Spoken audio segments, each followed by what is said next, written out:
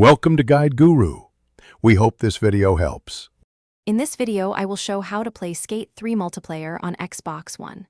First, launch the game and update any patches, then sign into Xbox Live. Open the multiplayer menu, choose Online Play, and select Create Session or Join Session. Invite friends using their gamer tags or browse public lobbies. If you encounter connection issues, restart your console and router, then try a party chat to test voice and invite. To create a smooth session, start by selecting Create Session from the multiplayer menu and pick your preferred rules. Adjust privacy to friends only or public depending on who you want to join, then set the map and player cap.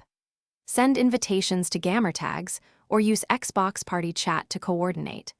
Monitor ping and kick idle players to keep gameplay responsive and fair for everyone joining your lobby. To join a friend's session, accept the invite from the Xbox overlay and load directly into their lobby. If you prefer public matches, use browse sessions to filter by ping and player count so you land in a smooth game. If joining fails, confirm your NAT type is open and restart your console or router.